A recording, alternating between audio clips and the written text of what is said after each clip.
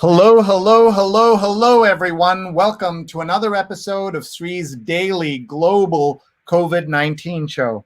My name is Sree Sreenivasan, and it's my honor to convene this daily conversation around all things COVID-19 and the pandemic.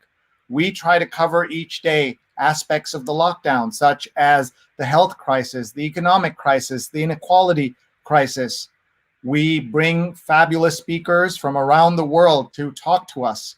We've had speakers from more than 50 cities and more than 250 speakers join us. This is episode number 160, 160 straight days, no breaks, no holidays, no vacation, no weekends for this show. And we're able to do it all because of you, our amazing audience. Today, you have a twofer. We're going to spend the bulk of the show talking to Vanessa Zamy about side hustles. She's the Side Hustlers coach. She's a speaker, CEO, and best-selling author of Finish, the Solopreneur's Guide to Getting Stuff Done. I love that because this is something I need help with, so she's going to help me in front of all of you how to get stuff done. And then at about 9:45 or so, we'll be joined by musician Hamed Sinno, who will talk about what's happening in Lebanon, which is one of the biggest things, as you know, to happen during the pandemic. We haven't had a chance to cover that properly, and we are glad to be able to cover that in about 45, 50 minutes or so. But in the meantime, you're going to meet Vanessa in just a few minutes. Hi, everybody. I'm Sree Sreenivasan. I'm the Marshall Loeb Visiting Professor of Digital Innovation at Stony Brook School of Journalism and the co-founder of Digimentors, our social, digital, and virtual events consulting business. Our motto: don't cancel your event without talking to us. Don't plan your virtual event without talking to us. Here is our email address, sree@sree.net. We'd love to talk to you and work with you in any way we can. And if we can't work with you, love just to geek out about virtual events. So please get in touch. If you're watching for the first time or for the 150th time, we want to tell you more about our show. In our first 150 episodes, we've had more than 1 million viewers, 105 million social impressions, more than 280 guests. All of this is possible because of our friends at scroll.in. They're one of India's leading news, information, and analysis websites. We're also able to do this because of our fabulous producers, Rose Horowitz at Rose Horowitz 31 and Vandana Menon, Vandana_Menon. They have been with me every single day for 160 episodes. Time for me to update that graphic. We've had all kinds of folks, including the chief scientist of the World Health Organization. We're also able to do this because of our sponsors. Big thanks to Muckrack Academy, Fundamentals of Social Media, a free certification course now available, mrac.co/social, mrac.co/social. You get a free certificate. You learn stuff from me and others, and you will have some fun doing this as well. It's about 2 hours of work. You can do it in 2 hours or 2 days or 2 months, Netflix style. So please do check that out. And please tell your friends. We're live right now on Facebook, on Twitter, on YouTube, and on LinkedIn. So tag your friends. They can join us now or join us later, especially if you have friends who are interested in being a solopreneur or they have a side hustle they want to convert. They need to be talking to Vanessa, and we're going to be talking to her in just a couple of more minutes. We want to tell you about our other sponsors who make this all possible. We're grateful to nonbelievable.com, divinely delicious cookies on a mission. Each handcrafted cookie provides a meal to those in need. One cookie equals one meal. 20% off with the code SREE, SREE. Please tag and share with your friends. Nonbelievable.com, divinely delicious cookies on a mission. Additional promotional consideration provided by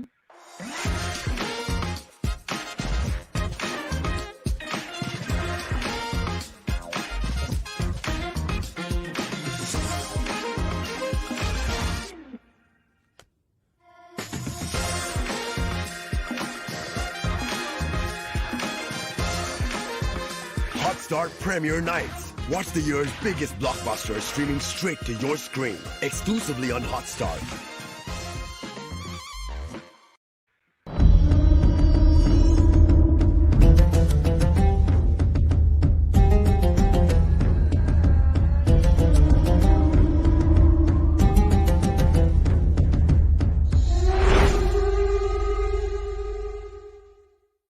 A newly married couple's life is jeopardized in the new thriller Khuda Hafiz, which started streaming to your screen this past Friday. Check out hotstar.com/US and use the code SREE2020 for less than $4 a month for a subscription to all these great subtitled films. And before we bring on Vanessa, we want to tell you about our other show that we work on here. It's called She's on Call. Every Sunday, 11 a.m. Eastern Time, two surgeon friends of ours, Dr. Sujana Chandrasekhar, Dr. Marina Korean, they talk about all aspects of COVID and much, much more. Check out She's on Call. The episode yesterday was fabulous. And She's on Call is on Facebook, on Twitter, on YouTube, and on LinkedIn. All right. Are you ready to talk about all things dealing with the side hustle and how you can get better at it? Well, we have the perfect guest for you. We'll be joined by Vanessa Zamy in just a minute. At 9:45, 9:50 or so, we'll be joined by another friend to talk about what's happening in Lebanon. So we'll be talking about that show at about 9:45. But first, I want to bring on stage Vanessa. Here she is coming on stage. She is the Side Hustlers coach. She's a speaker, CEO, and best-selling author of Finish, the Solopreneur's Guide to Getting Stuff Done. Please welcome Vanessa. Hi, Vanessa. Hello. Thank you for having me. So excited to be here. Yes, yes. How are you? Great to have you here. Happy to be here. Happy to be here. Yes, yes, yes. Thank you for having me. It's great. My first question always, how are you? Where are you? How's your family doing through the crisis? I live in Oakland, California. And I have my mother and sister. They're all on the East Coast. They are doing as well as they are the usual. They're doing the usual, I should say. So my mother is actually, so she is a certified nurse aide. So she works with elderly. So she has like 2 jobs doing that. So going to like kind of like the home aid care, so to speak, for elderly persons. And so that's her job. So far, she hasn't caught any viruses. So that's good to go. So yeah, but generally speaking, I'm doing pretty well, actually. So yeah, I'm pretty blessed and fortunate in that case. So. Yeah, we're so glad to hear that. And we thank all our healthcare workers, first responders, frontline workers. So salute to your family at this moment as well. So my first question after that is to ask you about your work. You specialize in helping people with their side hustles. Now, that's a term that obviously millions of people use every day, but we have an international show here, and there may be people not familiar with that. So what is a side hustle compared to a passion project versus something, a hobby? Talk about all of those things and set this up for us, please. And if you're watching right now, please tell us where you're watching from and ask questions of Vanessa. She's promised to answer as many questions as she can. And she's on Twitter, Zamy Vanessa, at ZAMY Vanessa on Twitter. So over to you. Yeah, thank you. I'm also on Facebook and Instagram, y'all, if you want to put that on there too. But yeah, so in terms of what is a side hustle? So I'll give a background. So I like to say I coach 9-to-5ers on how to launch their purpose-driven business while still keeping their day job and without the overwhelm. And so for those listening, essentially a side hustle, think of it as, the way I define it, is as a business that you're trying to build and grow, not only just to for fun, but essentially you're doing it to create long-lasting impact for you, yourself, your family, and generations to come. And so that is a differentiation that I like to make in terms of determining who I work with, are people who are actually looking to build a business for a purpose, right? So it's not just, I just want to make some money on the side. There are so many things you can do to make money on the side. In America, for example, food delivery is really popular right now. Like if you want to make money on the side, do that, resell some stuff. But essentially, I work with people who are looking to build that business to really make an impact, not only on your life, but the lives of your family, as well as the lives of the people in your community and the people around you. And so that is what I consider to be a side hustle and a side hustler, so to speak.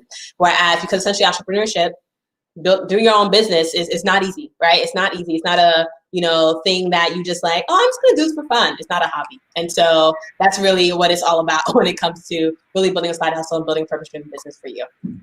Love that. The Side Hustlers Coach, it says right here on your LinkedIn, 9-to-5ers hire you to launch their purpose-driven business without quitting their day jobs. And so that is the hard part. I also love I guess your motto of some kind: keep your day job, stay calm, and launch your business. So those are all good things for all of us to think about. So break that down for us a little bit. What are the steps that you help them with? What should they be thinking about? And of course, we'll talk about your book as well in a few minutes. Yes. So in terms of the big level, so essentially I am coaching people who are new to business, right? So you're new to entrepreneurship, you're new to starting your business. And so the idea is that obviously a big part of it is time management, productivity, so to speak. And so we'll touch on that. And then I also go through I have a 3-part proven process, but it really ties into business development. So developing that business strategy for you, like what is that compelling value proposition, that compelling statement that you can share with the world to tell them about your business and promote your business, but also that you can use to describe yourself to whoever you're connecting with, clients, customers, etc. And then 2, going to market validation. So really understanding and honing in on what's the problem that you're solving and what is the solution that is the right fit for the people that you're looking to solve the problem for.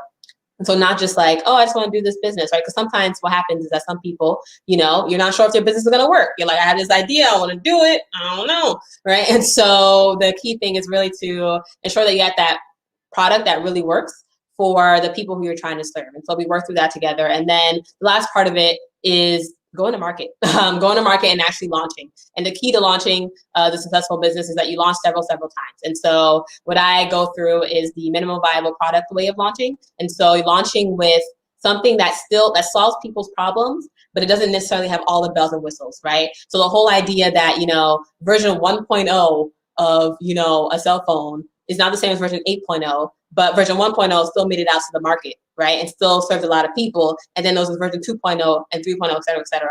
So I work with my clients on really honing in on what are the key important features in their product, in their solution that they're offering, whether it's a product or a service, and then getting them on their way to launch with that, gather necessary feedback, right, to really manipulate their product and then go to master it. And the key additional part of all that within doing the business is that as a 9-to-5er, right, as someone, you're doing it, you're trying to do some other stuff too, right? Doing it 24 hours in a day, and you're not doing this business full time, which is smart. Because I will say, don't quit your day job, because essentially your day job is what you're using for money to invest into your business. Because when you're starting out a business, you're not just going to make money day one, right? And so the idea is that you use your day job, you leverage your day job to then have the money to invest back into making this business happen, so you can create that financial freedom for yourself and your family. And so the key part of what I also go into, that's the life strategy part. And so what I talked about earlier was the business strategy, now going to life strategy, and that's time management, getting stuff done, all that stuff. So yeah, happy to connect with you.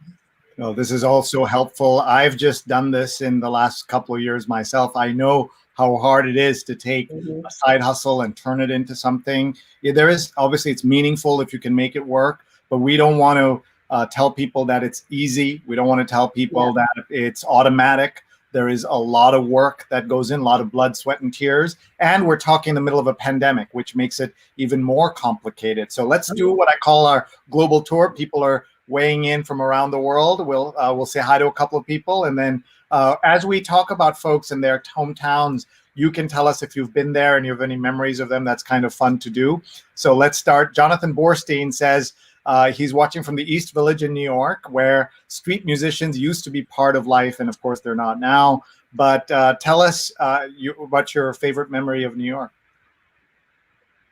No, you go ahead, Vanessa. Oh, me. Oh, yeah. Well, so I actually grew up in Brooklyn, New York, and then moved to Boston, Massachusetts. So that's a fitting question. I was like, how did you know that? But yeah. So in terms of my favorite memory, so I really, when I was in New York as a child, you don't really get to Manhattan really. So, but it was until later in years though, in my early 20s, I had the fortunate opportunity to end up in New York and through my college. And so my favorite memory was actually going to Central Park. And I went again. So essentially what I did was I decided to get I stayed in like a hostel situation in like Harlem. And then what I would do I stayed there for like 7 days. And I literally just, every day I would like read a book for like a couple hours. Then I would leave, and it was like 2 blocks from the Central Park. I would then go to Central Park and I'd just walk around trying to get to the other side, to get to the Five Guys across the street. And I would just like get lost in the park. And then I would just somehow make it to the other side and then make it back. But it was, I did that every day for like 7 days. And that's honestly was a beautiful, beautiful thing. I mean, Central Park, you just get lost in it. It's like a maze, like a forest. It's really great. It's really amazing if you haven't been there. But yeah, I love it. That's my favorite memory.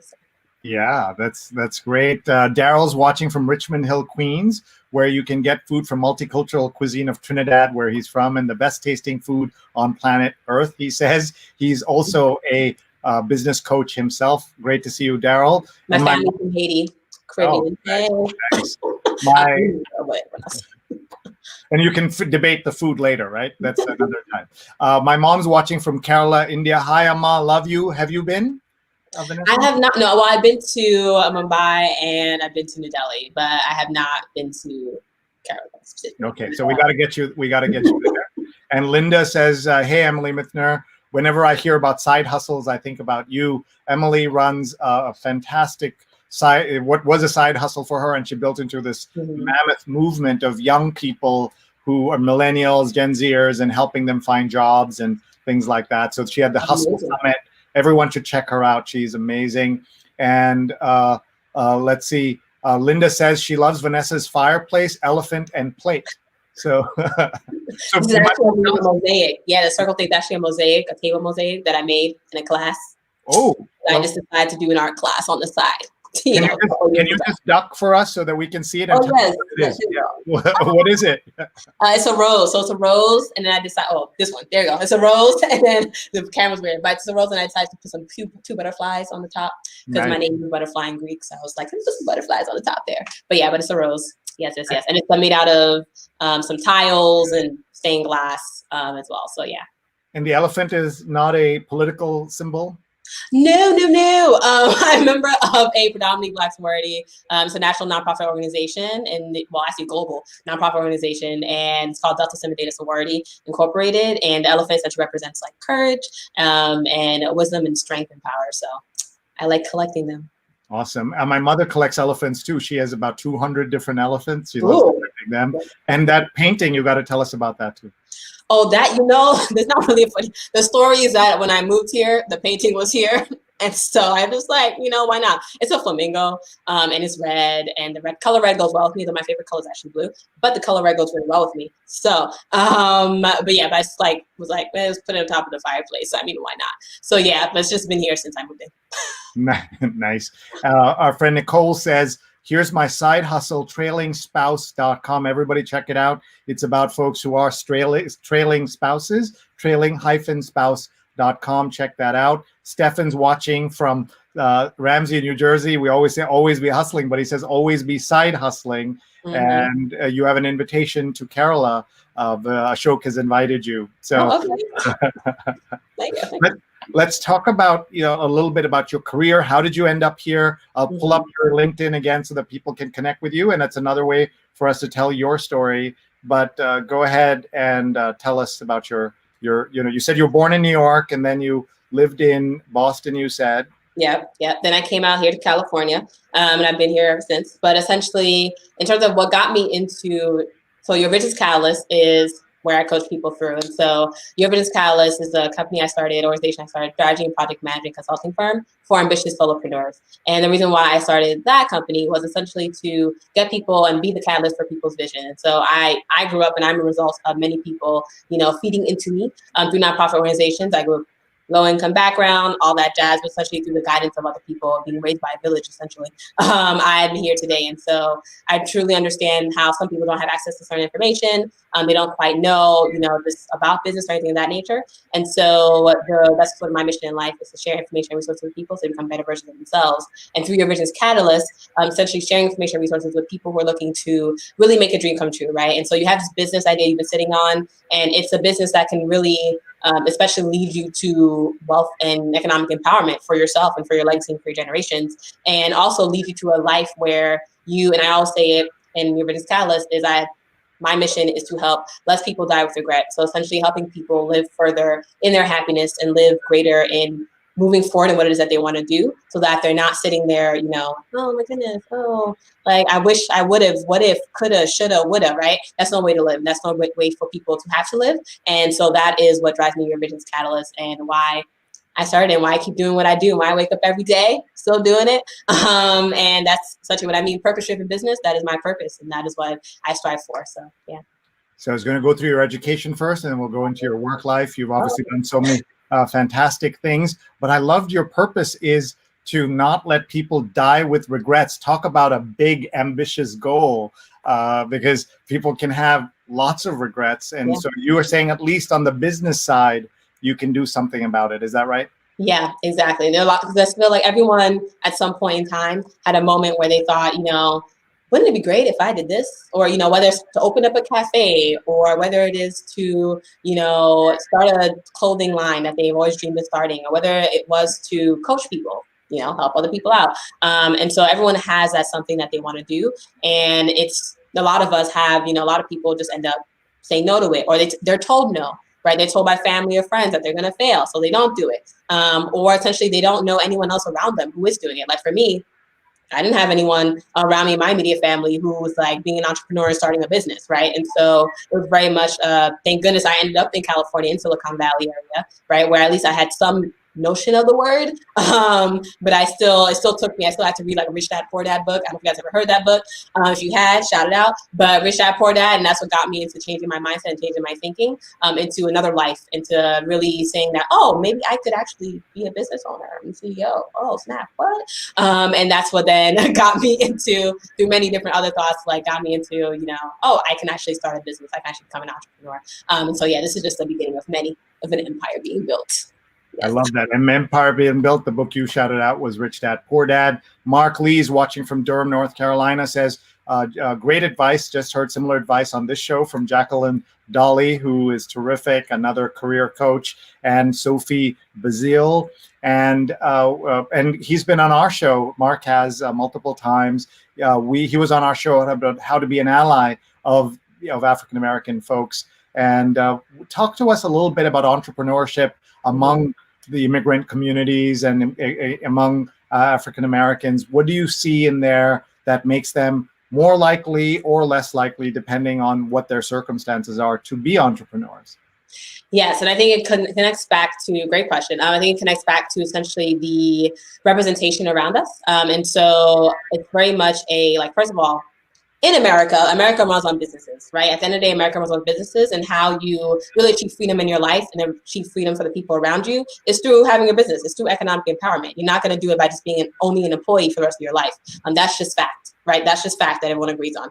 However, some people don't know that as much as well as like other people, right? That's number one. So one is the knowledge. Two, it's the representation of people around us, right? And so I've come across many people in my coaching where they will come to me and they say, wow, I just never, there was someone I spoke with literally this morning. And he was just like, oh my goodness, I just don't, you're like the first person I've spoken to who even is like still of the same business mindset, right? So sometimes people just don't know people around them who want to start a business or who are thinking of entrepreneurship, right? And even that itself can be a deterrent for you to move forward in what it is that you want to do, right? Just not having an example or not having anyone around you who says, yes, go forth and prosper, right? And so part of it, so essentially one is knowledge, two is accessibility of other people around us and around them to do it. And those are really the two big main deterrents around it. But I truly believe that, I mean, especially we're seeing here a wave. It seems as though during the last, I read an article the other week or so, forget where it was, but essentially Black women are, starting are sort of leading the front in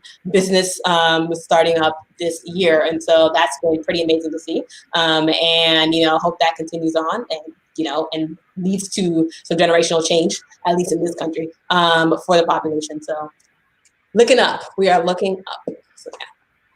Nice. I'm seeing, by the way, I love talking to you because you're talking as fast as I like to talk as well. Oh. So between the two of us, we'll make sure that people are paying really close attention, because we got no time for this, right? We've got. I just like to be fast. It's natural. I get really excited, but I'm gonna try to slow down. Slow down. No, it's okay. People tell me all the time, and if you go to Kerala, you'll find people talk really fast. That's where my family is and where we're from. We talk really fast, so you'd fit right in there. Rose Horowitz, who is on our team and one of our amazing producers, 160 straight days.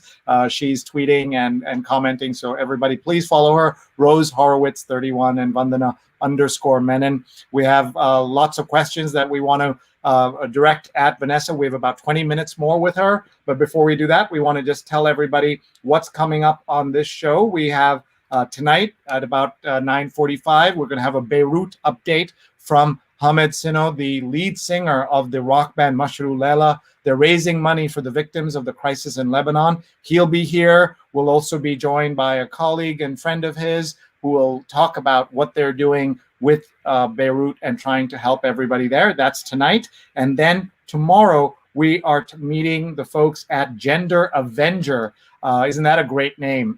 Gender Avenger, Gina Glantz, Amber Coleman-Mortley, and Ellen Morgan.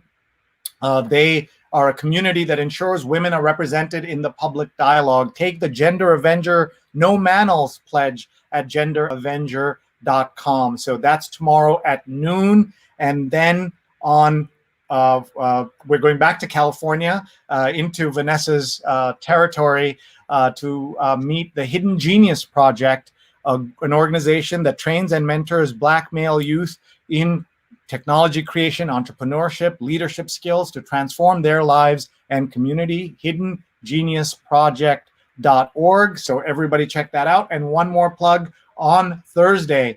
Trump versus the U.S. intelligence agencies. I never thought I'd write a sentence like that. A sitting president against his own intelligence agencies. Robert Draper wrote the cover story in this week's New York Times Magazine, Unwanted Truths Inside Trump's Battles with U.S. I'm sort of, you got to laugh, otherwise you'll cry, just given everything that's going on. So we were looking at your education a little bit. So talk about what you studied at Stanford. What role did Stanford play in you becoming who you are?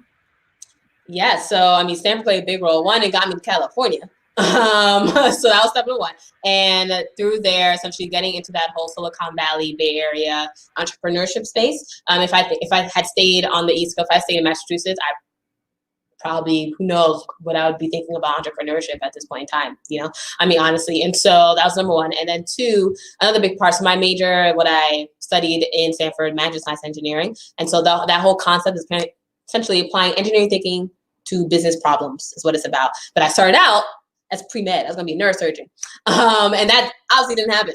But essentially, I chose the route of business and the for-profit space as a way to think through, okay, how can I learn different things and then give back to my nonprofit world and space that I had been in for many, many years working. And so with that more business mindset and business fundamentals, essentially getting me up to speed with really what entrepreneurship is and what it takes to run a business and what it means to run a business and how do for-profits run and all that stuff.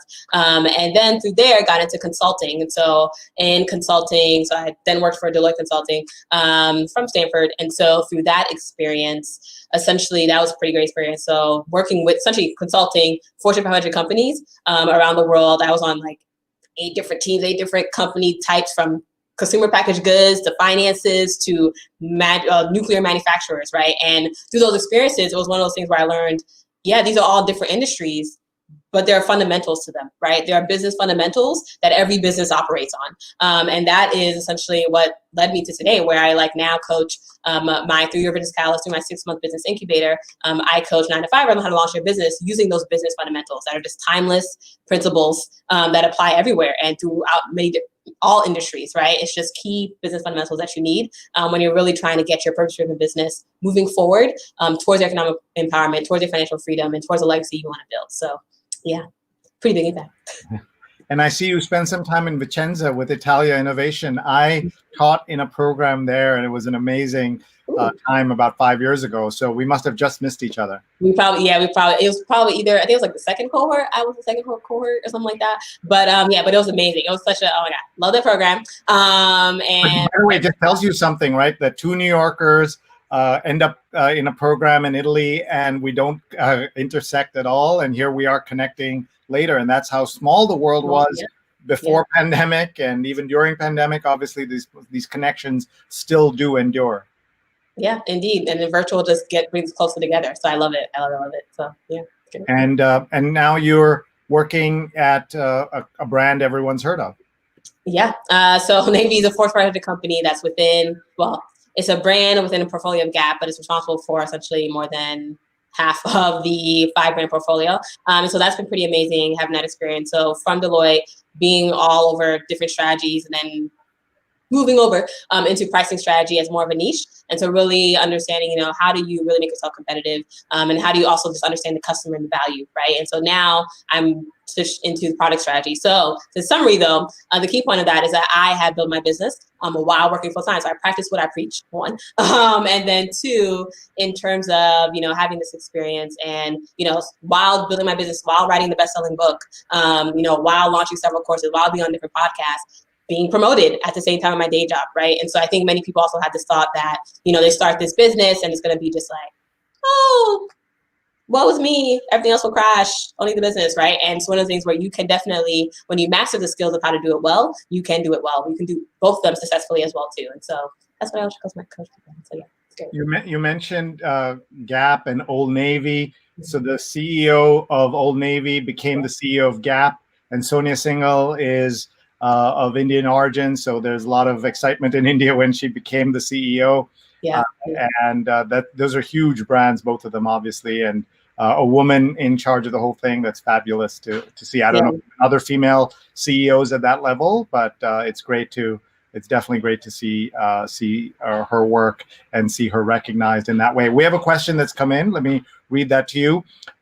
J.H. Kim asks, would you please share guidance regarding family work-life balance? What do you suggest? You're obviously doing a lot, right? You're running your own business, working full-time, and you have a life, clearly. So talk about that, please. Yeah, so essentially what I like to do, I'll study all of my book there, but what I decided to do was put it into like summary time tips, so to speak. And so I touched on the three major ones. So one is that I use the phrase time management because everyone else uses it, but I actually don't believe time management exists, right? Time management just does not exist. We all have 24 hours. Sree has 24 hours in a day. I have 24 hours in a day. You have 24 hours in a day. So does Bill Gates, right? And so you're not really going to manage that time, right? You're not adding or subtracting it. You don't have 24 hours. And it's all really just about what do you do during those 24 hours, right? And how do you make those 24 hours, you know, really matter to you and get done what it is that you are looking to get done.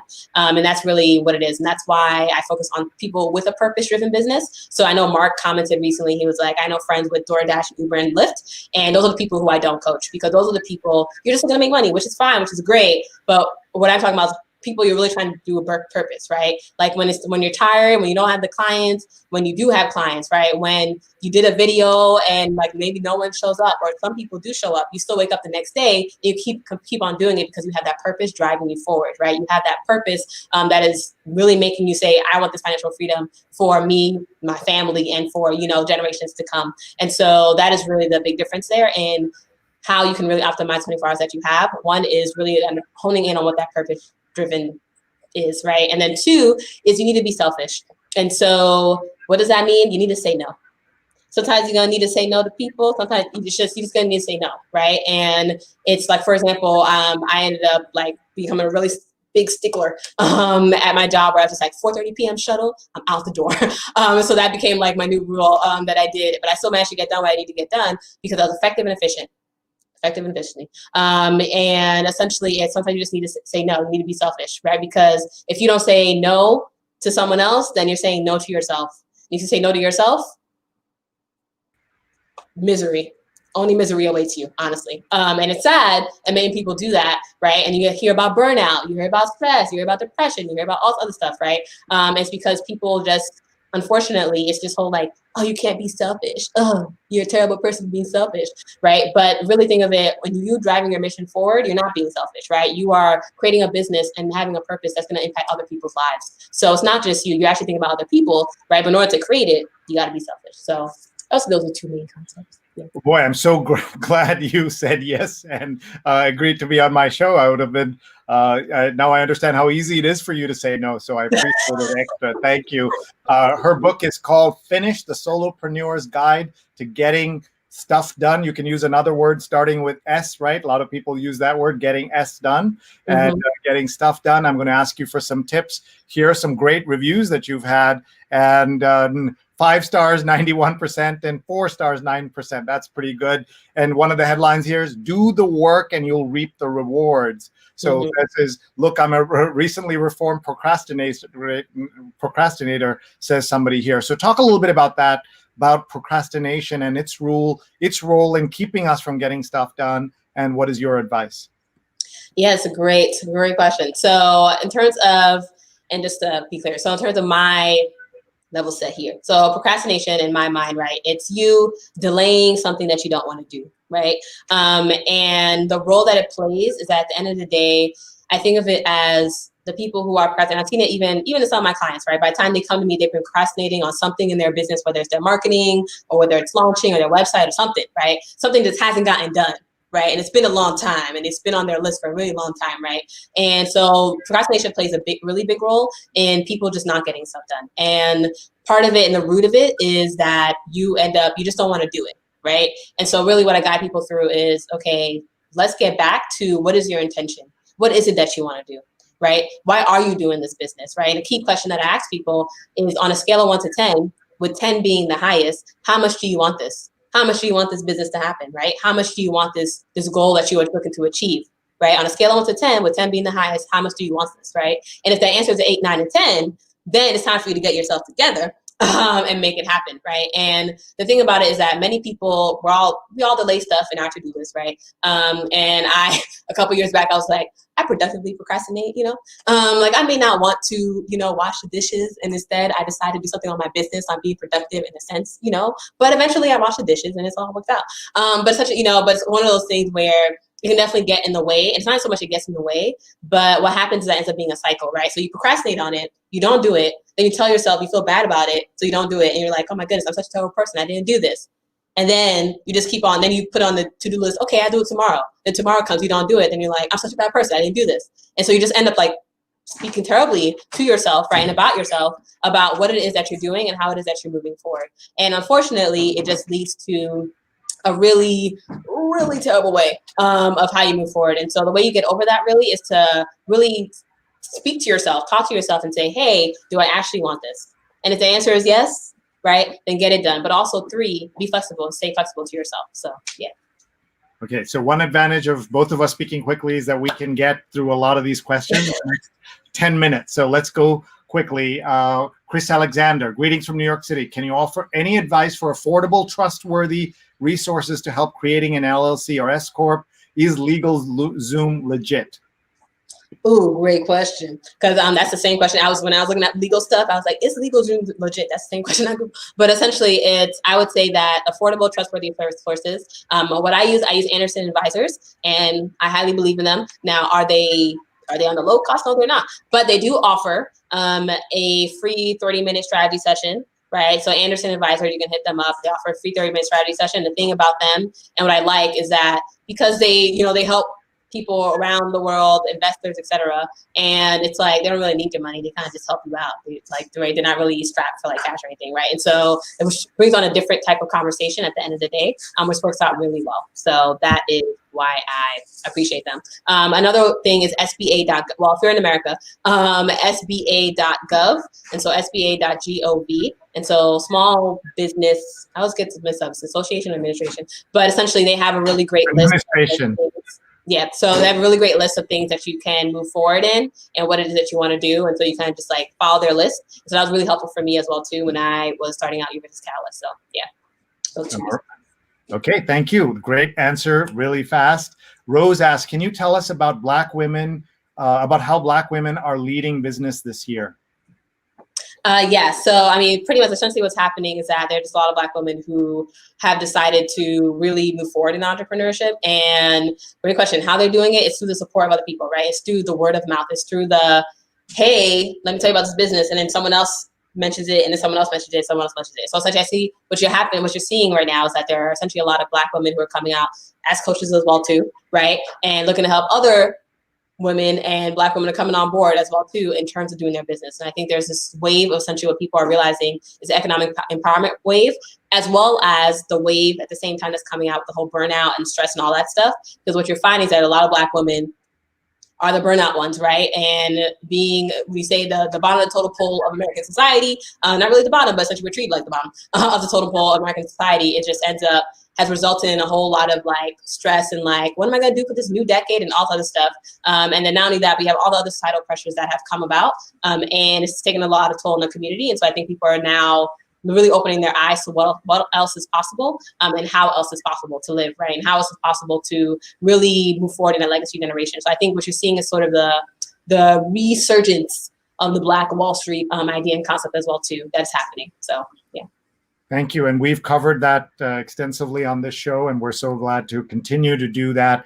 And one of the things in the political side, we're talking on the DNC night that's going on. One of the things that was said is that Black women have held up the Democratic Party for so many decades. And it was about time that a Black woman got to be at least in the number 2 job, if not the number 1 job.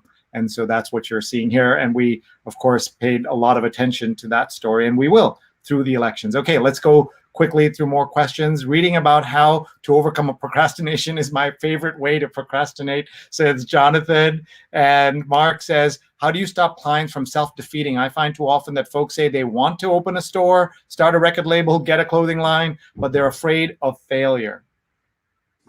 Great question. And essentially the way I do that is the first method that I have, and you might be hearing the one in the background, it's my housemate there. But essentially the first method that I have is the focus your intention, right? Getting yourself together. And so what I really get through with my clients is we'll spend a whole session on this, but 2 parts of it. One is developing a weekly calendar for them so they can make sure that they have what they need to move forward, right? Because part of the fear of failure is like, can I even make this happen? Do I have the time? So that's one.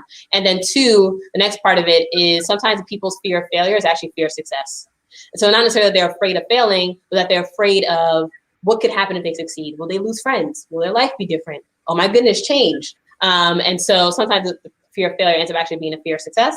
And so about how we unpack that is essentially through that main question of, why are you doing this? Like, why are you starting this business, right? What is it that you're looking to achieve in life? And then I asked him, so I said, what do you want to achieve in life? Then what? Then what? And so it's not just like, oh, I just want to, make some money. But it's like, then after you do that, what are you going to do after that? Then what are you going to do after that? And you'll find that it's much bigger. And think what happens is that people realize that it's much bigger than just starting a record label or just getting a clothing line, right? And when people realize that, they get what they need to really move forward, right? And they just need that guidance to really hone in on that, because when you find that power and that motivation, folks, it will get you moving forward. What is that you want to do? So, yeah. Excellent. I see here Cynthia Thomas says, great tips, a newbie in side hustles from Long Island. I call it my passion projects. Thank you. I think that's a great comment. And we have Alexander is saying hello to you, I guess. In the comments, and lots of other comments coming in. And Daryl suggested an advisor that he knows. And Vandana has put a link to your book. It's called Finish: The Solopreneur's Guide to Getting Stuff Done. And lots of other comments are coming in. So as we get ready to in the first half of this show, folks who are just tuning in, we're talking to Vanessa Zamy, who is the side hustlers coach, and she's got a book out on getting stuff done as a solopreneur. Then we'll be joined in a couple of minutes by some folks to talk about what's happening in Lebanon, to get an update on that. So back to you, Vanessa. Tell us kind of some closing thoughts here. I know there's so much you could share, but we want people to hire you. We want people to buy your book. What are the resources you have available on the internet for people to check out what you're doing, how they can get to know you better, and whether they to decide to work with you or not? Yes, good question. So I do my Facebook page, Vanessa Zamy, my business page, Vanessa Zamy. I do daily coaching. So starting in April, I decided I'm going to go live every single morning. So I'm on episode 100 and something. Probably started just the same time as Sree, probably, who knows. But essentially, in terms of, I go live every morning, 7 a.m. Pacific, 10 a.m. Eastern. I just give a different business coaching tip every day. And it's either related to your marketing. Like this week, I'm doing a marketing series, for example. And then it's sort of related to your sales, or it's related to essentially how do you really develop that strategy for yourself. So I do that every morning, 7 a.m. Pacific, 10 a.m. Eastern. You're welcome to check that out. I do it on Facebook as well as on Instagram. And as well as I also have a community of solopreneurs that I've started. And so we're 193 ambitious solopreneurs in the group and in the community who you're welcome to reach out to and connect with. And so to join that group, it's a very simple link. So you can find it, but www.vzamy.com, www.vzamy.com will direct you to that group. And you're welcome to join in and connect with other ambitious solopreneurs And I hosted a whole 5-day training back in July that went really well. So I think I'm gonna do it again. So tune into that. But yeah, but that's the best way is to reach out to me. Join that group and check out my page. Amazing. And also follow her on Twitter. She's Zamy Vanessa. I can't believe there's somebody else who got Vanessa Zamy. I know. How's that possible? That's okay. That's not right. Vandana has put in vzamy.com, so everybody check that out as well. Vanessa, I am so grateful for your time, your insights. It's about dinner time, I guess, out in California. Here it's already 9:45. We're very grateful to you. We hope you'll keep in touch and come back and teach us some more.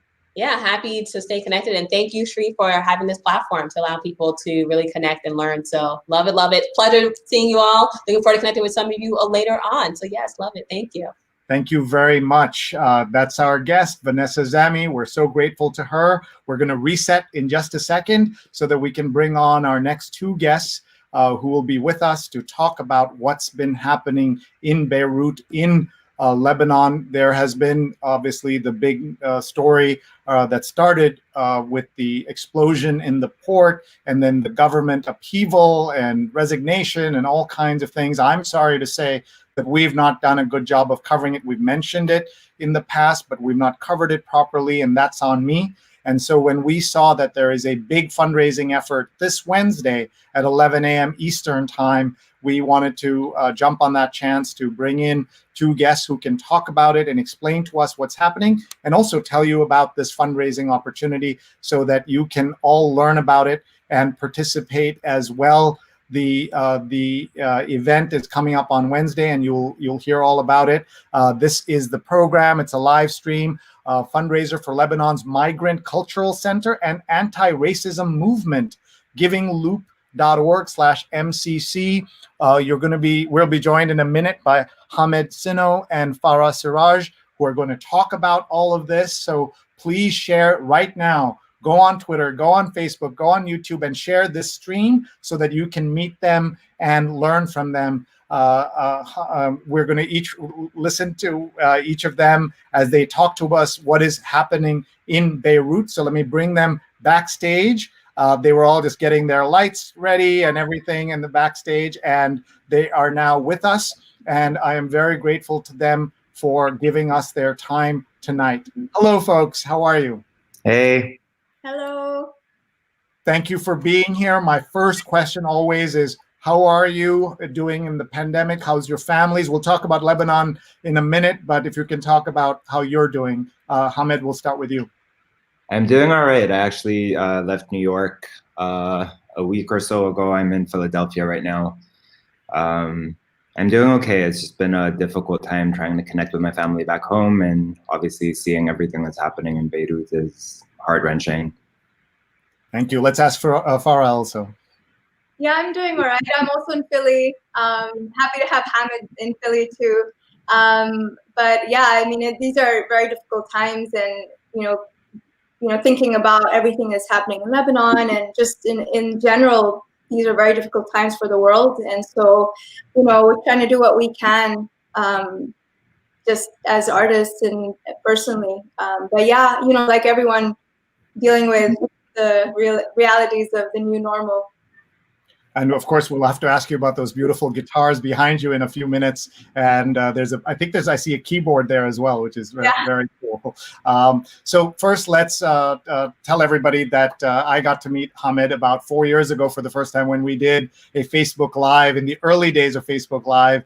And we did one in Washington Square Park with his amazing band, Mashru Leila, which is one of the best known bands in the world, independent rock band out of Lebanon and the Middle East, and was just incredible. We were doing it like 7 p.m., which means in the Middle East it was well past 1 or 2 in the morning, and I think we must have broken Facebook Live because we had tens of thousands of people watching live at that time. Now it's all very common, but in those days it wasn't. And we'll show an excerpt from that in a little bit. And then I got to go to your concert here in New York, and we have a dear friend, Melanie Huff, who has connected us. So I'm so proud of all the heights you've achieved. But now this is personal for you, that you want to do something very specific for Lebanon. So for those of us who have sadly not followed it as much as we could or should. If you can set up the story, Hamed, about where we are, what is the sequence of things that happened. All I remember that I'll never forget is our friends telling us that there were basically no windows left in, many square miles of the port. And just to imagine everything else, death, destruction, but to be in a place where the destruction is so bad that windows have been destroyed in every home tells you how severe that was. And then that was just the beginning, the spark, if you will, of everything that happened. So Hamed, we'll start with you and we'll bring Farah also in. So unfortunately, I guess what happened is sort of compounded by a lot of factors. Obviously, the pandemic, Lebanon, apart from having to deal with the pandemic, has also been dealing with a full-fledged economic collapse for the last few months, stifled upheaval against a very corrupt government starting in October that's been really heavily sort of policed and attacked by the government, by the security apparatus. Continued tensions with neighboring Israel, continued tensions because of the ongoing war in Syria, et cetera, et cetera, et cetera. And then basically what's been going on for the last 3 decades in Lebanon is that you've had essentially the same government for 3 decades, passing on, sort of passing seats to their children as though it were a monarchy. It's really absurd. The level of corruption is unfathomable. And part of what happens with that is that people end up in these positions in government that they have no place being in. They're only there to steal money. So what happens is things like 2,750 tons of ammonium nitrate being stored in the middle of, the port of the most densely populated city in the country, which is of course criminal negligence. The explosion happened, so far over 300 people have died. There are over 300,000 people that are currently displaced and homeless. Thousands of people that are injured. The economic damages are unspeakable for the citizens of the city. The damages are incredible, especially because that's compounded with the prior ongoing economic collapse. The currency has devalued by 80% over the course of the last month alone, and this was before the explosion even happened. So yeah, things are very, very bad, basically.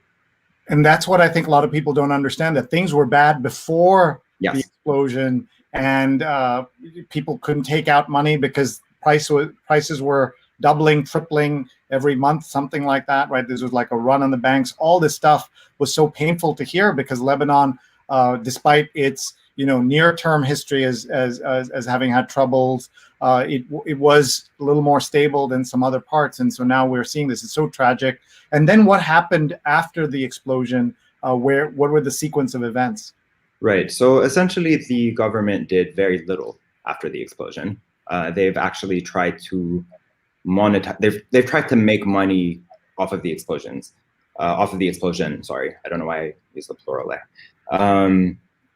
What has been happening is that people have been cleaning the streets and trying to reconstruct their houses. There are, incredible pictures and videos all over the internet where you see, the security forces just standing by, smoking cigarettes, watching people do the work that the government is supposed to be doing and that they're supposed to be doing. And that was just the beginning of it. Then there were, obviously protests against the government, against the negligence, calling for mass resignations, calling for a new government to emerge. And then that's been dealt with so terribly. The human rights violations that have been happening over the last week are incredible. The police and the army have been shooting at protesters with rubber bullets at close range, which is of course fatal. They've been using pellet guns, which sort of, they explode into like a lot of little pellets. They've been using those at close range. They've been intentionally trying to shoot people in the eye, which is a well-documented tactic that's been happening for the last year since the revolution started. They are also shooting people with just regular bullets, as though those things weren't enough. Again, the amount of tear gas that's being used is ridiculous. And right now, over the last 24 hours, what they've done is illegally they've illegally extended the state of emergency in the country, which was supposed to end tomorrow. They just extended it to mid-September in an unconstitutional manner. But of course, speaking of the constitution and the law is, when you're talking about Lebanon, is effusive. It means nothing. They're basically doing whatever they want. While these things are happening, they're also trying to buy people's property to make money off of them, off of the losses. It's really terrible. Wow, just so painful to hear. So let's talk about this concert that you're trying to help. So Farah, tell us how you come into this picture, and tell us a little bit about your story as well. Well, I was really honored and really happy that I got a call from Hamed, and he was like, "Do you want to collaborate on a fundraiser for Lebanon?" And I was like, "This is perfect. This is amazing. Of course I want to do this." We're first and foremost, we're family, but we're also musicians, and seeing everything that happened, I think this is a way for us to encourage people to donate, because right now Lebanon needs all the help it can get, and Hamed can tell you more about that. But this concert was an initiative that Hamed invited me into, and I'm very, very excited, and I think it's a great way to raise awareness and to also get people to donate. So let's give the address to everybody. It's givingloop.org, LOOP.org/MCC. So first, Hamed, tell us about MCC. Right. So I should also correct myself. I sent you an earlier version of the flyer, and I hadn't slept, so I had a mistake in the copy there. It's the Migrant Community Center, not the Migrant Cultural Center. And of course, again, when we're talking about the situation in Lebanon, when we're talking about any situation, it's always the most vulnerable in our communities that have to, that get the worst end of the stick, even in times of crises. So what's happening now is, again, since the economic collapse, yada, yada, yada, the migrant community in Lebanon has had to deal with, again, unspeakable amounts of racism. There are people that are being thrown on the streets outside of their embassies when the embassies are shut down because of COVID. They can't be repatriated. Right now, with all the relief that's being sent to Lebanon, a lot of it isn't being sort of properly distributed to migrant communities. So basically what we're trying to do with this fundraiser is to direct money towards them in particular, because that is the most vulnerable community right now. The anti-racism movement, ARM Lebanon, is an incredible, incredible organization. They're so hardworking, and part of what they're doing right now is allocating funds to repatriating people that want to go home, that can't go home. Also just basically helping people reconstruct and etc. Can you just explain, remember we have an international audience that sadly doesn't know enough, what are the groups of migrants, where are they from, what races, backgrounds are they, what is the racism that they're experiencing? Right, well, Lebanon is in that sense actually incredibly cosmopolitan. There are people from all over Africa, there are people from Southeast Asia, there are people from Syria and Palestine. There's really a little bit of everyone. There's a very large domestic assistant workforce. There are, the refugees from Syria and Palestine, et cetera, et cetera, et cetera. There's sort of everyone, and there are as many racisms as there are kinds of people. And so even that part of the world is not exempt. I know, for example, the UAE, Saudi Arabia, that part better than I know Lebanon and Jordan. So I always wanted to go and never had a chance. Our friend Melanie, of course, has been, and she brought back wonderful stories. Let's see, Mara says, so proud of you, Hamed. And Sarah says, love and power to all of the Lebanese around the world. And Sarah says, unbelievably heartbreaking. Admire your strength. No one should go through this. Tell us about your immediate family in Lebanon. What was the story there? Do you both have family in Lebanon? Do you have, Farah? Do you have family in Lebanon? Well, my family is Hamed's mom was in Beirut at the time of the blast. So my heart sank. And yeah, I mean, we were all, the whole family was like, are you okay? But yeah, Hamed's mom is my aunt, and she was in Beirut at that time. But yeah, in case it wasn't apparent, Farah has my first cousin from my first maternal cousin. Awesome. That is really, that's wonderful to hear. Talk about what's going to happen on Wednesday when people tune in. What are they going to see? Again, the address that they should note. And we've been giving out givingloop.org/MCC. Is that the right address for everybody? That is the right address for the donations. Okay. And what is going to happen? What are they going to see in the concert? What are they going to experience? How do they watch it? Walk us through all of that, please. Right. So the concert is going live on my Facebook, which is facebook.com/really Hamed, which is HAMED. It's going to be, I guess, like a 45-minute performance or so. Farah has generously agreed to give us some of her time and play a couple of her songs. I'll be joining her on one of her songs. I'm playing a new song, some of the band's music, which they've also graciously allowed me to use, Mashrou Laila's music, I mean, and maybe a few covers. It's also the first time that I try to do a live concert, to be honest. I haven't done any of that stuff since COVID hit, but Farah has been really good at doing these things. So she's also, again, very generously agreed to walk me through the process. But it should be amusing to watch me press the wrong buttons at various points. So that should be entertaining, if nothing else. Let's hear from Farah about what she's been doing and what she'll be performing for us on Wednesday morning, 11 a.m. Eastern time. I guess you're going to get Europe, you're going to get East Coast, you're going to get very early concert going in California, and of course you'll get the Middle East as well. So visit Hamed's page, it says there, facebook.com/really Hamed. And Farah, tell us a little bit about your music. What are you going to perform, and what should we be looking forward to? Yeah, I'll be performing a couple of original songs, and the one I'm most excited about is the one that Hamed and I are going to sing together. When we were thinking about what could we do together, I showed him a song and he loved it, and we ended up choosing that song to collaborate and sing on. So that's going to be for me the highlight of the songs. But yeah, it's don't worry, Hamed, I got you with the live stream stuff. With the tech stuff, I'll take care of that. Just serenade the world with your and your music, and we'll be okay.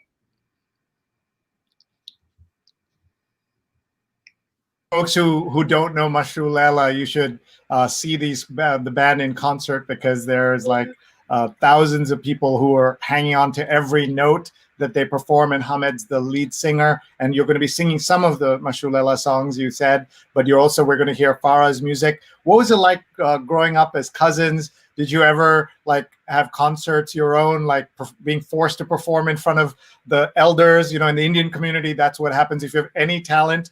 The aunties and uncles, we call them, right? You have to perform for all of them. Did you guys ever perform as kids? Did you ever know this is the path that you might both go to? I mean, growing up, well, Farah was in Amman and I was in Beirut, but we used to spend so much time there when I was a kid. We used to go there for weekends sometimes, even because it's just a 6-hour drive from Beirut.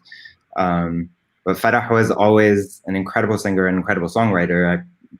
One of my earliest memories was being something like 11, and Farah had like a single that was a hit in Jordan at the time. So that was always amazing, just seeing her making music since we were kids, and it's really beautiful to see that, at this point, 22 years later, maybe we're both still doing that. Farah, your thoughts? Yeah, I know I mean, growing up with Hamed was amazing, and I remember we had he had an older brother, and my twin brother would play together, and Hamed and I would kind of always be together, so we had a lot of time together. Whenever Hamed was in Amman, and it's just been really incredible seeing how he has just flourished as an artist and as a person, and I'm so proud of him. I mean, I couldn't be prouder. And this for me is going to give me a lot of joy for us to perform together. But I'm very proud of him, and I remember how we used to sound like singing as kids, just the two of us. And now we're all grown up, but still, I feel like when I'm with him, I still feel like a kid again. like just being with your cousin brother, right? Like that's great. Vandana has linked to Farah's page. So our producer, Vandana Menon, took classes with Farah, and that's how they know each other. And Farah's page is facebook.com/Farah Siraj Music. And she tells me you've performed with A.R. Rahman, the Oscar-winning musician, the amazing composer, director, all kinds of great things. So tell us about that in that part of your life. That's right. Yeah. It's incredible. I met A.R. Rahman when I was touring in India 7 years ago, actually, 2013. And we ended up recording together in Film City for Coke Studio. And it was an incredible experience. I recorded in Arabic and didn't expect that an Arabic song or included a part of an Arabic song it hit #1 in the charts in India. So it was really very rewarding to see such a warm welcome like that. And it was a really wonderful experience. He's incredible and very humble. And we also had Annie Choing, and it was just a beautiful, almost spiritual experience. And you're known as the ambassador of music for Jordan. I'm sure there are others too, but what a special title to have. What is it like to represent your country? And I'll ask Hamed the same thing. Well, I think it's important, I think, in ways that, especially being in the US and in the Western world, where a lot of people don't know or may have never met. I perform in cities or different venues in the US where some of the audience would have never met a Jordanian, and for me that's a little bit of pressure to make a good impression. But it's interesting because you get to see how people react. They get to know you and realize we're all human, and not to kind of put you in a box because you're other. So it's been really interesting, and I've been trying to use my music for humanitarian causes, and this is part of why I'm really thrilled to be a part of this fundraiser. Thank you. And what is it like to represent Lebanon? It is complicated, I'll say that much. I don't think it's the kind of thing that anyone really sets out to do. I think it's a burden that, when you're making music internationally, it's a burden that is particularly reserved for people of color. You are expected to speak for your culture in a way that Americans are not often expected to do, or Europeans are not often expected to do. So it's a bit loaded in that sense. It's also loaded because, quite frankly, my relationship to Lebanon is very intense. I moved to New York a year and a half ago because I basically couldn't live there anymore because of the amount of intimidation and political intimidation that I was being subjected to, the amount of censorship that the band was being subjected to. So it's loaded, I guess. Beirut and I are stuck with each other for better or worse, and it feels like that. This was the event that I got to meet you at, an evening with Mashru Lela at Columbia. It was an amazing evening. My whole family came out, and we loved every minute of it. And even for folks who know nothing about music from that part of the world, we felt an immediate connection. Indians have that. You heard Farah say that her song hit #1 in the Indian chart, so that tells you about that. We talk about that part of the world, but it's not just the Middle East. It's kind of broader and broader and broader, and we're all together, and which is really important. Remember, folks, on Wednesday at 11 a.m. Eastern, you can join the live stream at Really Hamed on Facebook, ReallyHamed, because it is Really Hamed. There, with help from Farah to make the internet work and get that all right. And Farah, talk a little bit about in terms of what is going on with so when a disaster like this hits Lebanon, it of course affects people in Jordan as well, and the entire region. What has been the kind of the ripple effects out of this? Well, I would say everyone has someone in Beirut. Everyone has someone in Lebanon. If they're not family, there's someone that they love. It's a friend or someone that they really care about. So, but even just seeing the all of the damage, I mean, it's heartbreaking.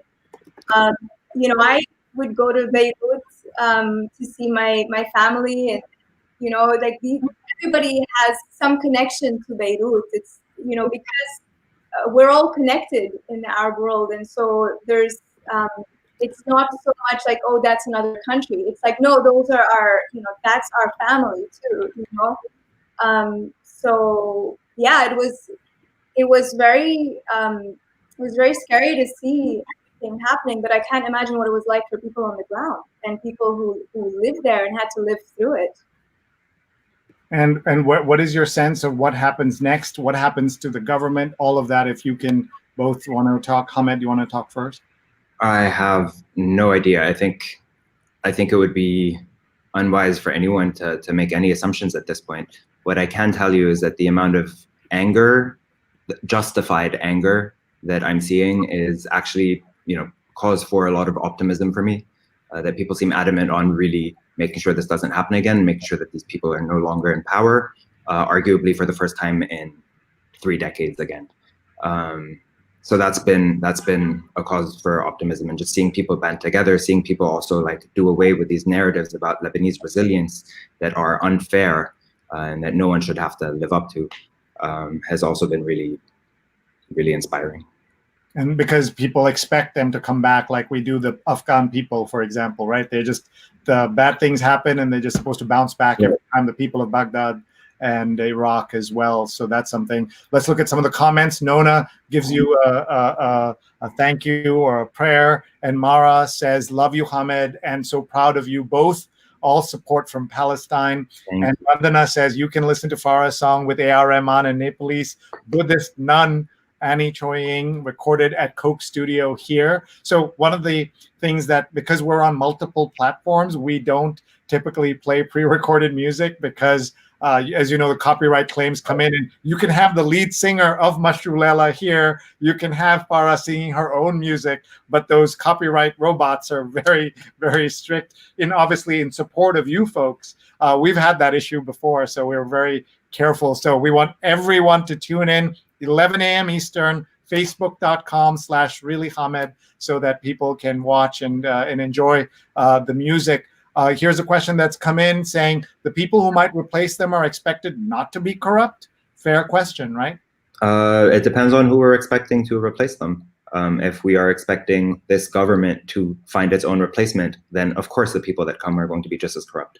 But there is a phenomenal amount of, obviously there's a phenomenal amount of brain power, of political intellect in Beirut and in Lebanon in general.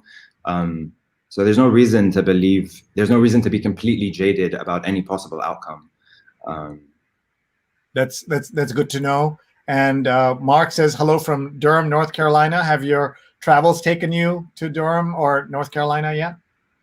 No. Okay. Tell us where you've both performed, in case some folks saw those concerts. That might be fun. So let's start with you, Farah. Where have you performed in the U.S.? Oh, in the U.S.? Well, I do a lot of shows on the East Coast, a lot of New York, Philly,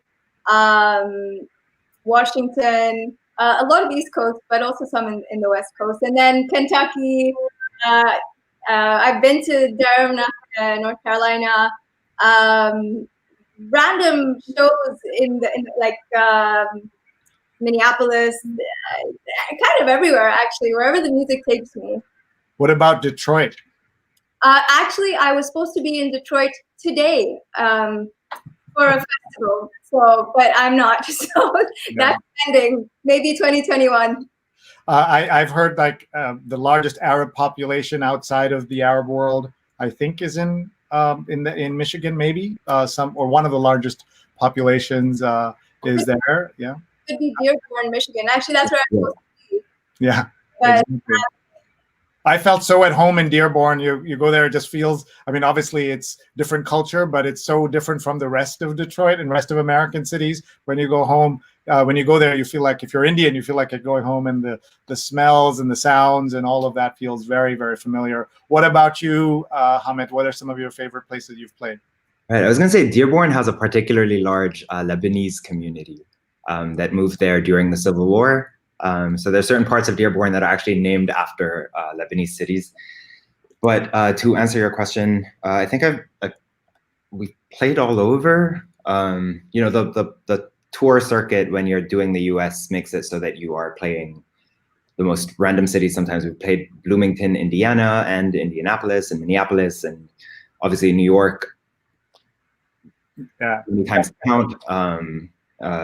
Washington, LA, San Francisco. Yeah, you know.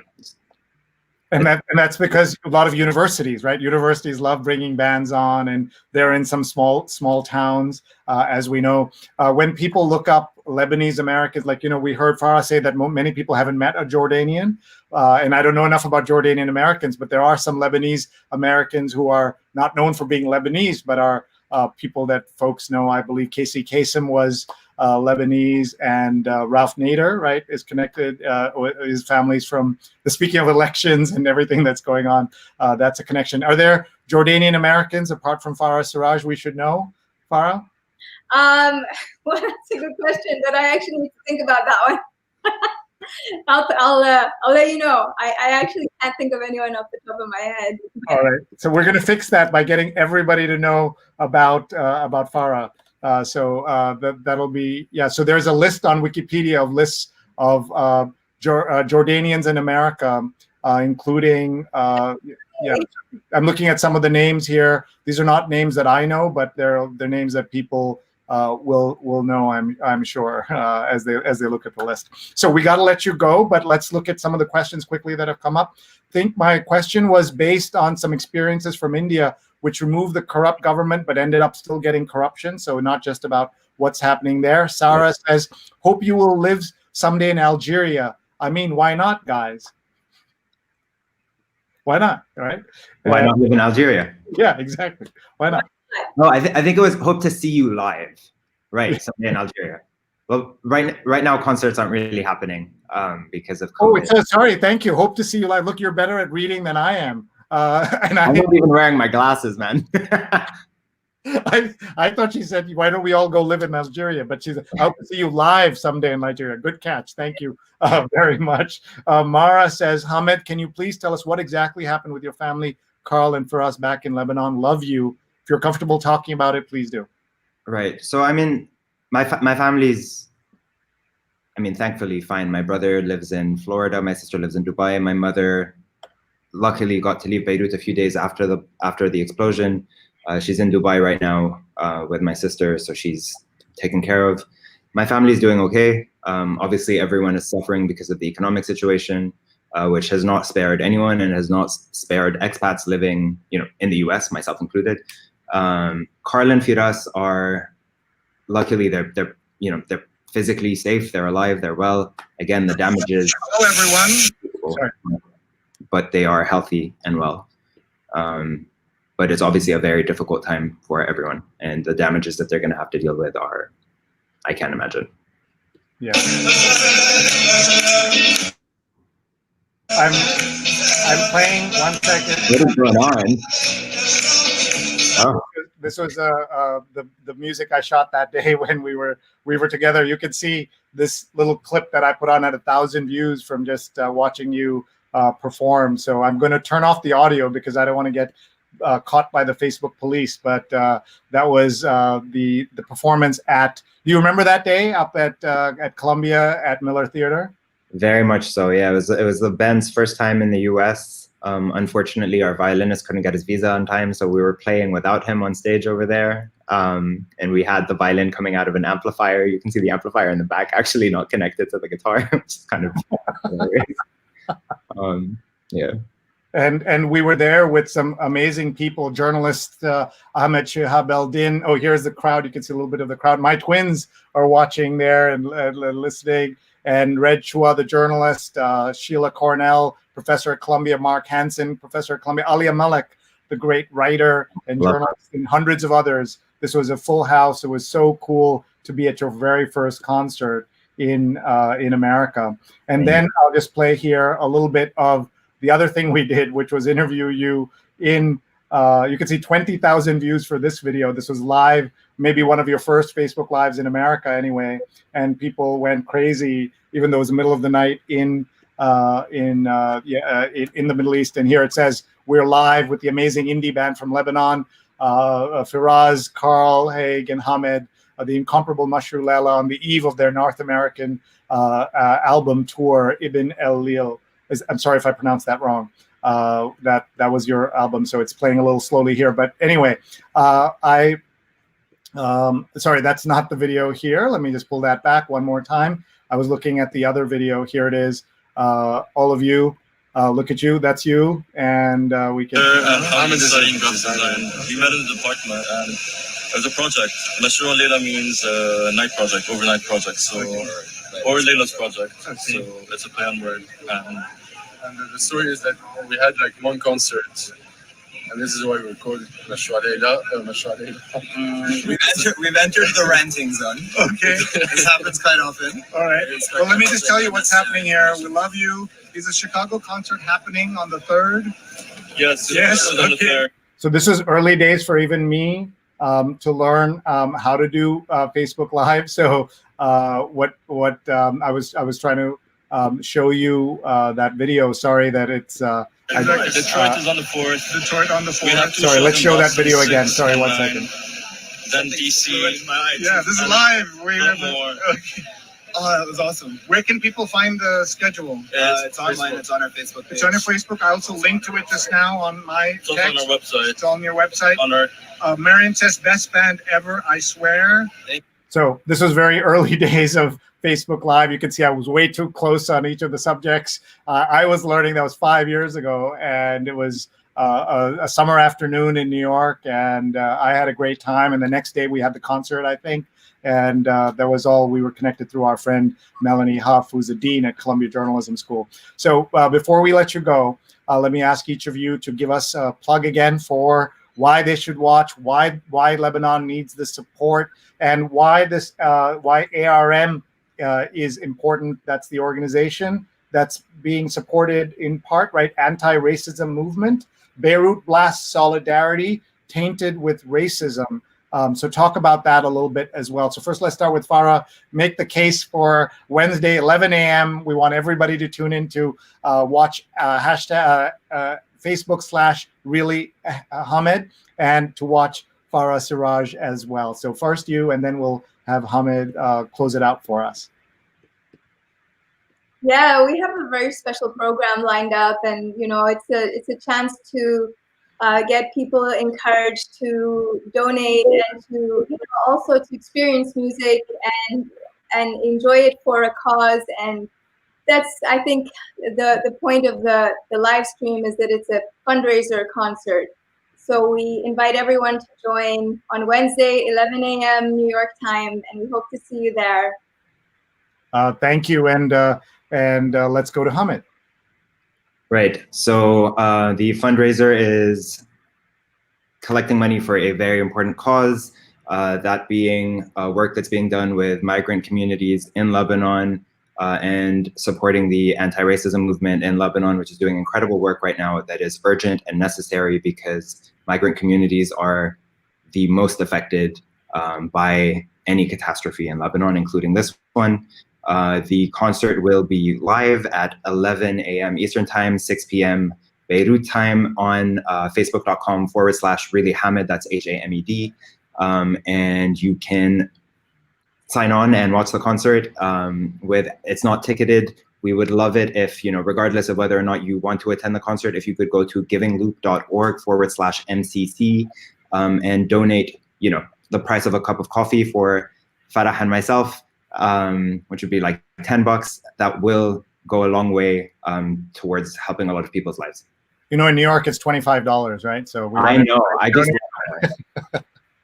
We want everyone to donate $25 to support. No, whatever you can afford. We know this is painful times for everybody, but please go to givingloop.org/MCC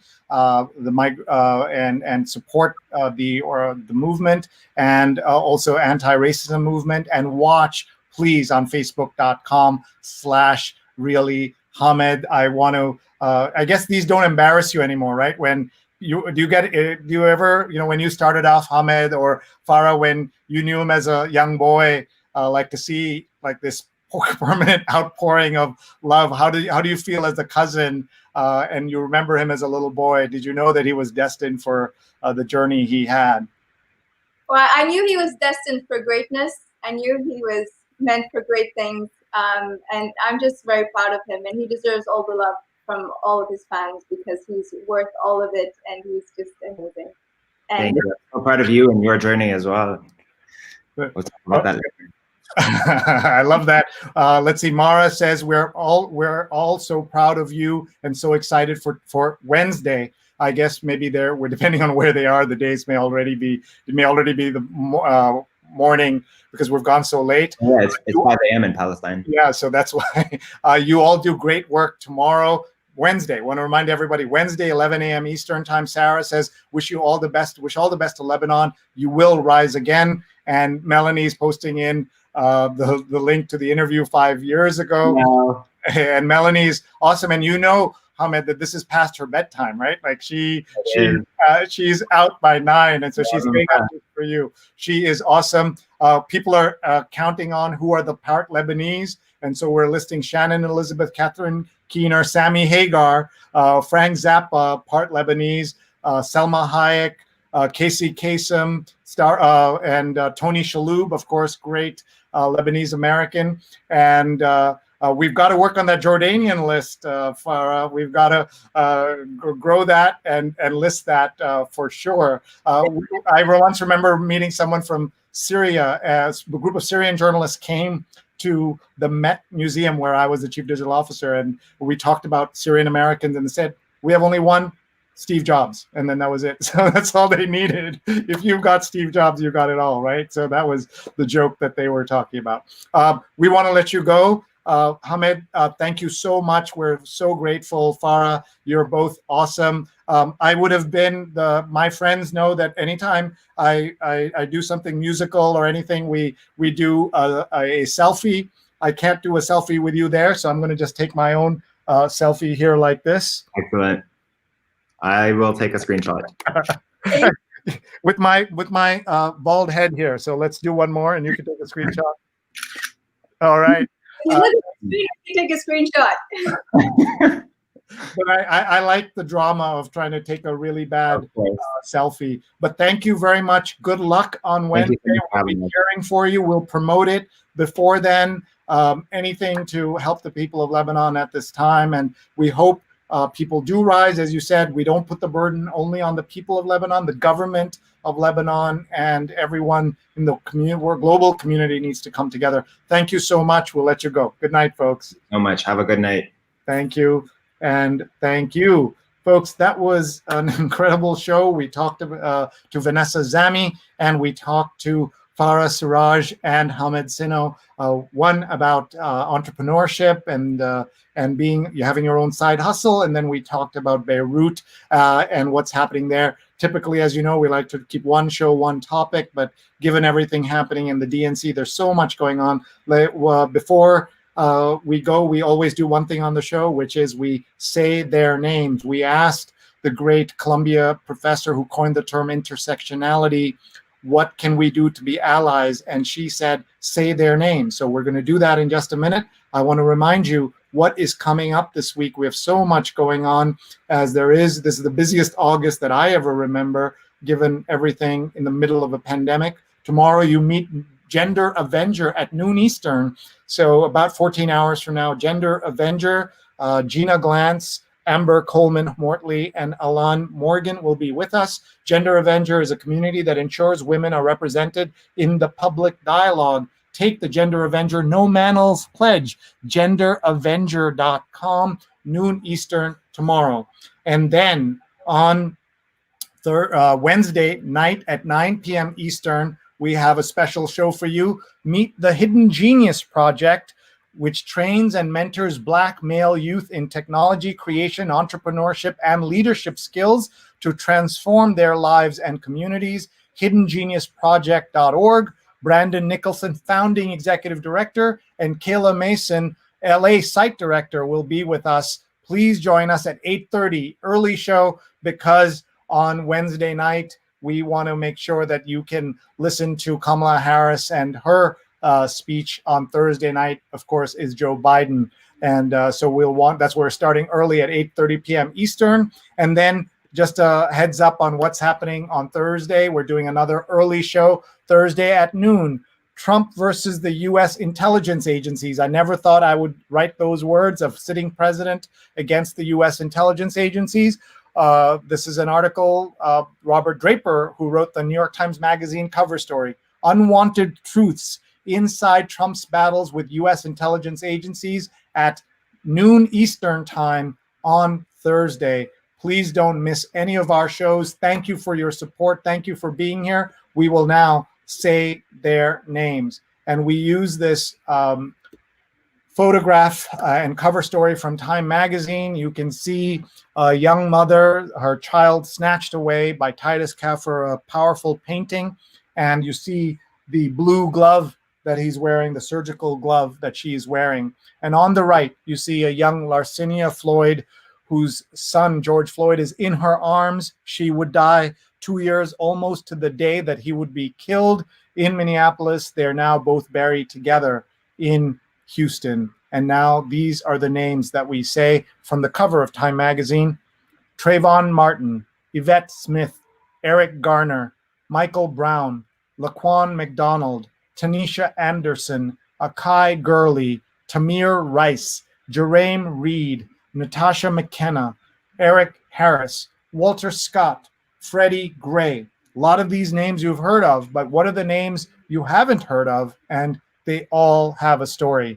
William Chapman, Sandra Bland, Darius Stewart, Samuel DuBose, Janet Wilson, Kaylin Rockmore, Alton Sterling, Philando Castile, Joseph Mann, Terrence Crutcher, Chad Robertson, Jordan Edwards, Aaron Bailey, Stefan Clark, Danny Ray Thomas, Antoine Rose, Botham Jean, Tatiana Jefferson, Michael Dean, Ahmad Arbery, Breonna Taylor, and George Floyd.